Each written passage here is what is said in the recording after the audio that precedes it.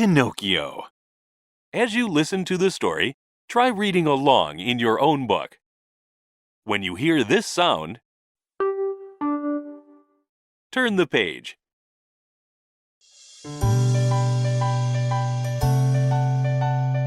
Chapter 1. A Piece of Wood.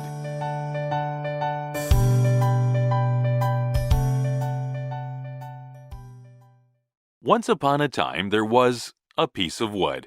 Lying in a corner of the carpenter's workshop, it looked just like any other piece of wood. The carpenter's name was Mr. Cherry, and he needed a table leg. Perfect, he said, catching sight of the wood. He rested it against his worktop and picked up a chisel. I'll just chip off the bark. As the chisel touched the wood, a voice cried out, "Don't hurt me!" Mr. Cherry looked up in surprise. He was alone in the room. I must be imagining things, he thought. But when he tried again, tapping the chisel against the wood, someone screamed. Who's there? Shouted Mr. Cherry. There was no answer. Wood can't talk, can it? He shook the wood and listened carefully. Nothing. Just then, his friend Geppetto knocked at the door. I want to make a puppet, announced Geppetto. Good for you, macaroni hair, called a voice. Geppetto went red in the face and glared at Mr. Cherry. What did you say? He shouted. I didn't say a word. It must have been you, said Geppetto. There's no one else here, but give me some wood and I might forgive you. Mr. Cherry was happy to get rid of this strange piece of wood. The wood had other ideas and jabbed Geppetto in the tummy. How dare you? Geppetto shouted, almost losing his wig. He grabbed at Mr. Cherry's arm, and Mr. Cherry pushed him away. Biff! Went Geppetto, knocking off Mr. Cherry's wig. Boff! Went Mr. Cherry, and Geppetto's wig fell to the floor. After that, the two men looked so silly they burst out laughing. And then they weren't cross anymore. Goodbye, my friend, said Geppetto, taking the piece of wood. Goodbye, Geppetto, replied Mr. Cherry. He closed the door and breathed a sigh of relief. Chapter 2. Puppet Trouble.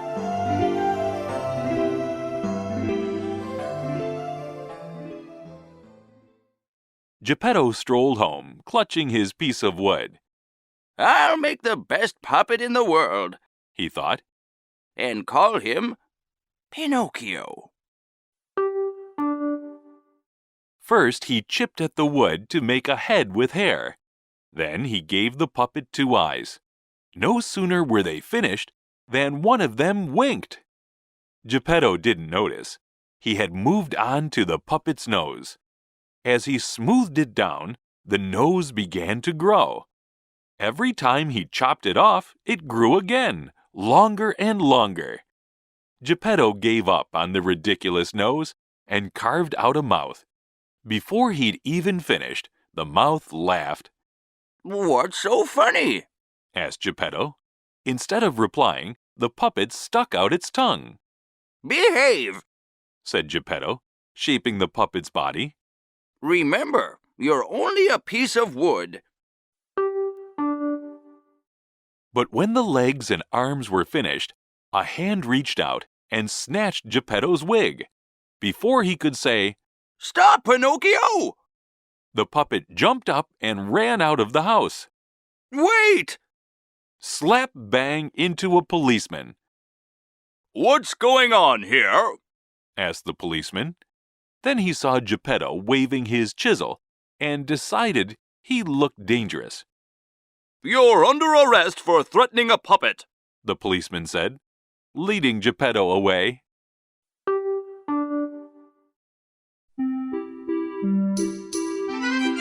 Chapter 3. Fire!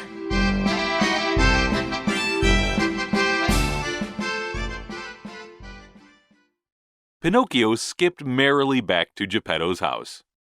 How nice to be all by myself, he said, grinning. Crick, crick, crick. What about me? Buzzed a cricket. Crickets can't talk. Says who, Woodbrain? Buzz off! Cried Pinocchio. But the cricket had a lot to say. He told Pinocchio to respect his father. Only good sons have a chance of becoming real boys. And real boys are better than puppets. Pinocchio didn't like this bossy cricket. He covered his ears, but the cricket kept buzzing. Shut up, or I'll squash you! He cried. A bad temper will get you nowhere, Answered the cricket. By this time, Pinocchio was very annoyed. He picked up a hammer and threw it at the wall.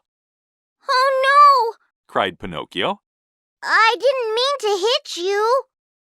The cricket couldn't reply. He was a flattened blob on the wall. Pinocchio felt very guilty for a while. Then he felt hungry. Searching through the kitchen cupboards, the only food he found was an egg. He cracked it open on the side of a frying pan. But instead of runny eggs slipping into the pan, a chick flew into the air. Thank you for freeing me. She twittered and disappeared out of the window. Now there was nothing to eat. Poor Pinocchio was cold, tired, and absolutely starving. He settled in the armchair, rested his legs on the fireplace, and fell asleep. A knock at the door woke Pinocchio with a jolt. There was smoke all around him. He jumped up and fell down with a bump. The fire had burned off his feet. Let me in, Called Geppetto. I can't walk. Cried Pinocchio.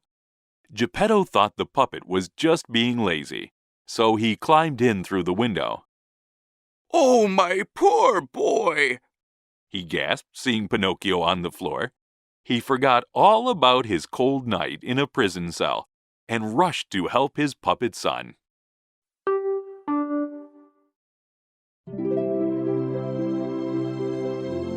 Chapter 4. A Puppet Show.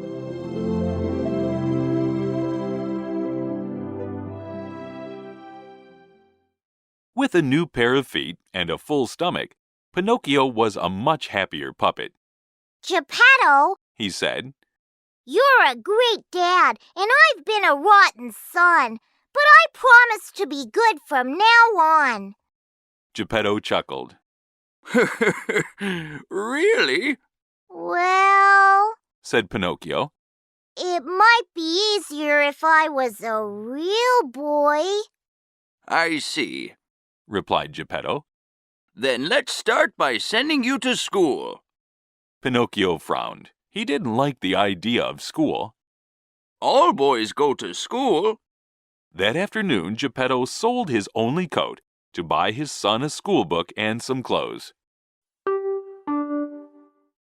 In the morning, Pinocchio forced himself to smile at Geppetto as he left for his first day at school. You'll love it. On the way, he noticed a crowd of people. They were standing outside a brightly painted building. What's going on? He asked. A puppet show, cried a man, and it begins in 10 minutes. Pinocchio knew he should go to school, but he was longing to see a puppet show. I'll go to school tomorrow, He thought, and joined the crowd. When he realized he needed money for a ticket, he almost cried. Give me that nice new book and I'll let you in, Said the ticket master. Pinocchio thought of his poor dad selling his only coat for the book. Then he thought of a real live puppet show. Okay. He said, and raced in. On stage stood the famous puppets, Harlequin and Punchinello. Their dances and tricks made the audience howl with laughter. All of a sudden, the puppets stopped acting and stared into the crowd. Another puppet! They cried. Come up and join us! Pinocchio was dragged on stage and surrounded by puppets. They chattered about this and that and completely forgot their show. The people in the audience grew angry and frustrated. Who's he? Get on with the show! Then a scary man stormed onto the stage and everyone fell silent. It was the manager, a fearsome fire eater. He grabbed the puppets and marched them off. Backstage, the fire eater looked sternly at a trembling Pinocchio. You've ruined my show, puppet! He yelled. Now I'm going to use you for firewood! Don't burn me! Begged Pinocchio. I don't want to die. How would my poor old dad cope without me?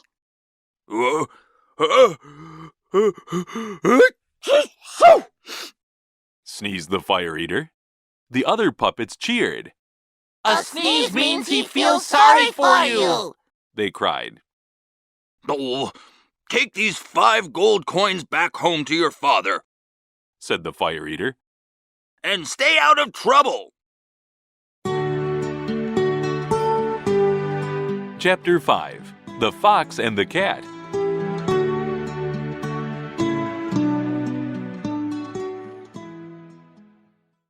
Lucky Pinocchio waved goodbye to his puppet friends and skipped off down the road. He was dreaming of what Geppetto could buy with the gold coins when he bumped into a fox and a cat. They were a sorry sight. The fox was lame and had to lean on the cat. The cat was blind and had to be led by the fox. What are you smiling about, young puppet? Asked the fox. I'm rich, Replied Pinocchio.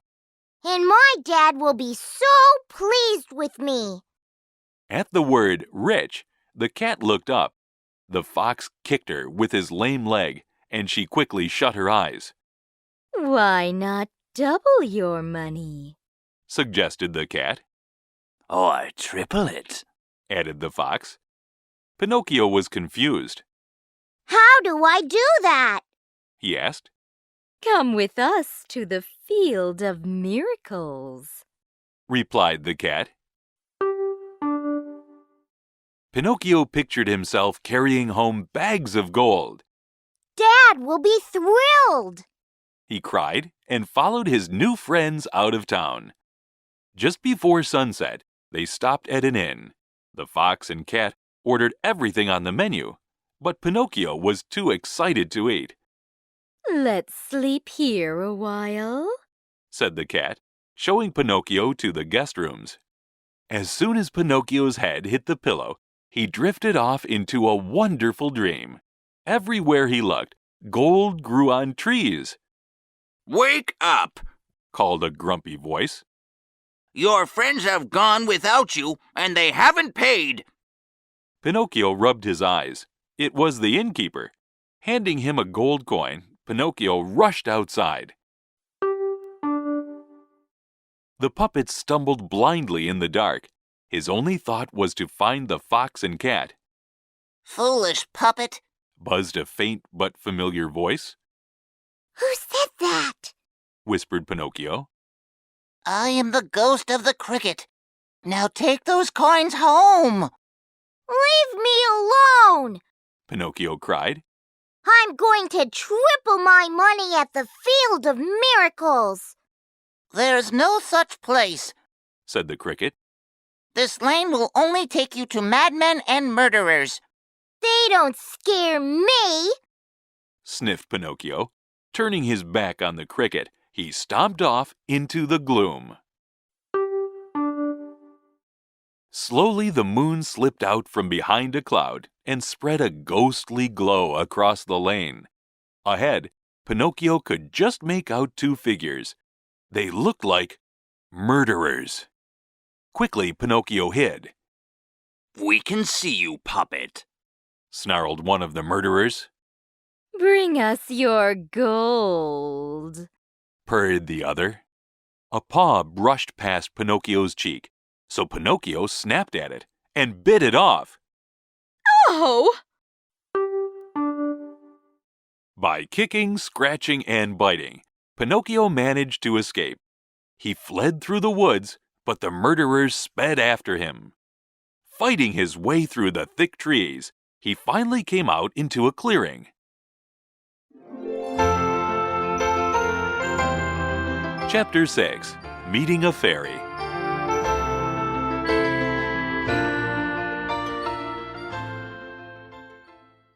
Up ahead, Pinocchio saw a little cottage.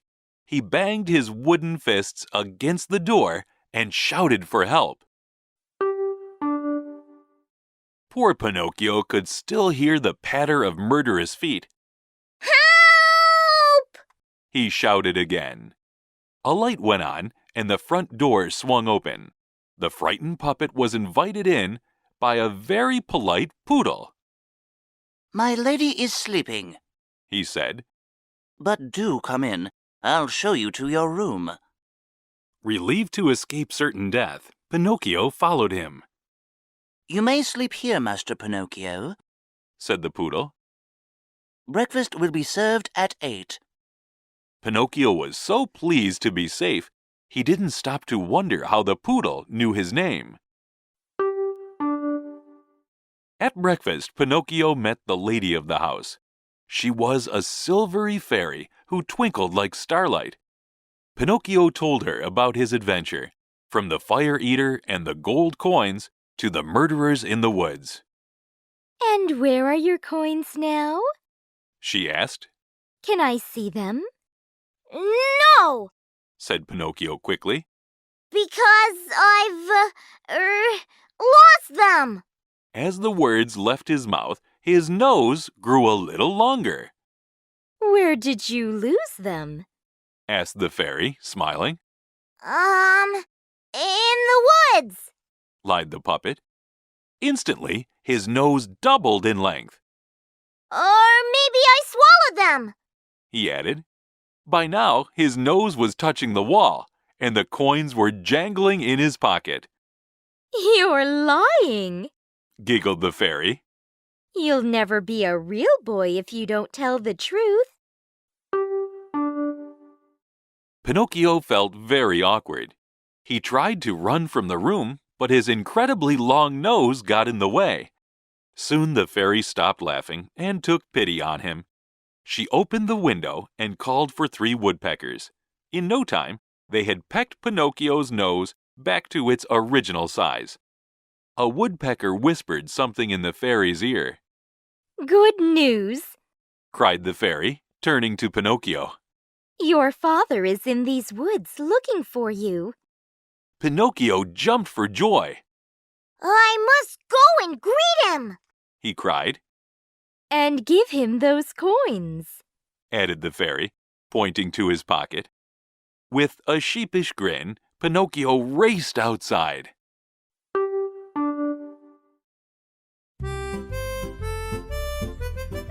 Chapter 7. The Field of Miracles.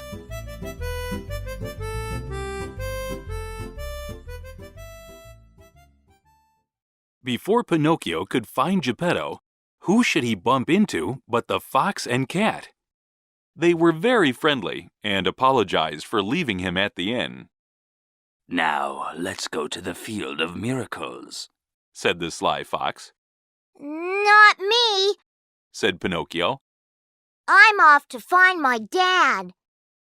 With only 4 coins in your pocket? Said the cat. What a shame, Added the fox. when you could have 20, 60. 100. No, I've made up my mind. Said the puppet. Goodbye.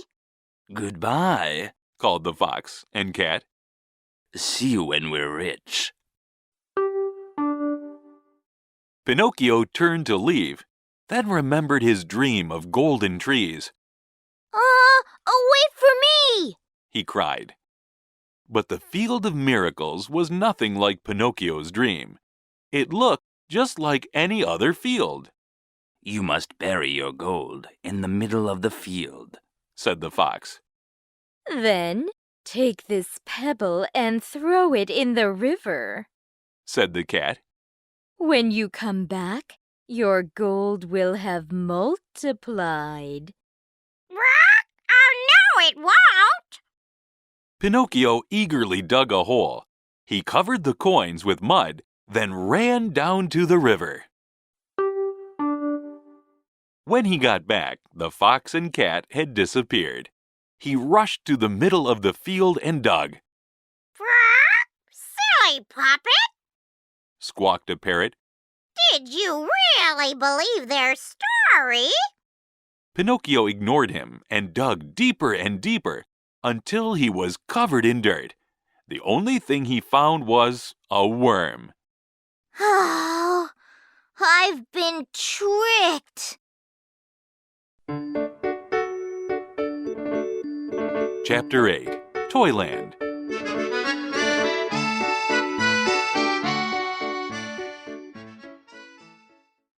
For hours, Pinocchio sulked in the field. When a huge pigeon called out to him, he didn't bother replying. Pinocchio? Cooed the pigeon again. Pinocchio just sniffed. Geppetto is in great danger. The pigeon went on. Come quickly. Before Pinocchio could reply, the pigeon scooped him onto her back and soared into the sky. They darted through clouds and arrived at the seashore just as a huge storm blew up. A huddle of people stood on the shore.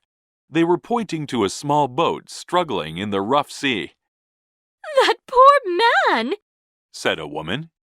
He can't even swim. He only wanted to find his son. Sighed another. Suddenly, a huge wave swamped the little boat. Dad? Cried Pinocchio. If I was a good son, you wouldn't be in danger. Then he dived into the frothy water. Pinocchio swam and swam. Soon the storm died down, but there was still no sign of Geppetto's boat. The wet, miserable puppet was washed onto a sandy beach. He heard whoops of laughter. Then a gang of toys appeared. "Welcome to Toyland," called a tin soldier. Here we only have fun, and more fun! Cried a jack-in-the-box. I don't want fun. Groaned Pinocchio. My dad is just drowned, and it's all my fault. We'll cheer you up. Shouted the toys. Watch out. Said a twinkling voice. They'll make a fool of you. Pinocchio looked up, hoping to see the fairy. All he could see were grinning toys. Over the next few days, Pinocchio tried very hard not to have fun. But there was so much to do. The island was one big fun fair, with free rides all day long. Whoopee! Cried Pinocchio, zooming through the air on a roller coaster. Look at me! He shouted, bouncing higher on a trampoline. In all the excitement, he completely forgot about Geppetto. You silly wooden toy. Said the fairy voice one afternoon. You're no better than a donkey. This time, Pinocchio ignored her. What did she know about fun? The next morning, Pinocchio woke up feeling itchy all over. His ears were unusually heavy, and he was growing fur. Nervously, he looked in the mirror. Oh, no! He cried. He was turning into a donkey. He couldn't let anyone see him like this. Without a second thought, he ran to the beach, jumped into the sea, and swam away. Chapter 9. Inside the Shark.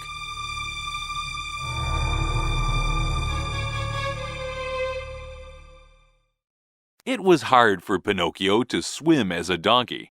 He felt very heavy, and little fish kept tugging on his coat. Then he realized they were nibbling off his fur. Soon Pinocchio was a puppet once more. But as he swam to shore, A shark the size of an ocean liner rose above the waves. There was a tremendous whoosh. Then everything went dark.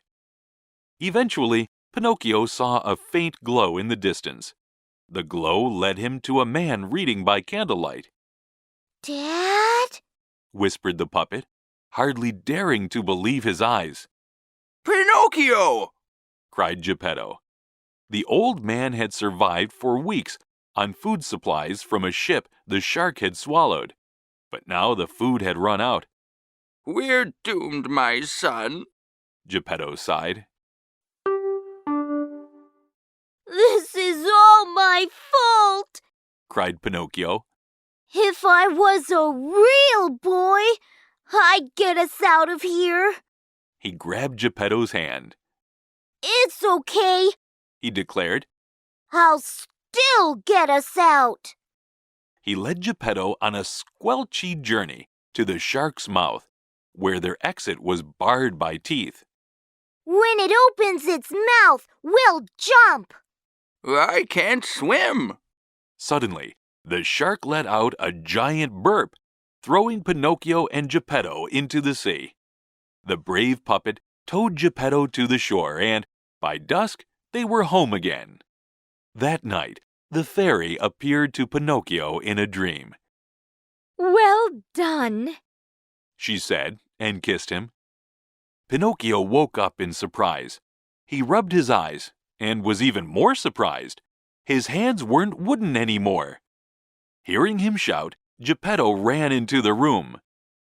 Son! He cried with joy. You're a real boy at last.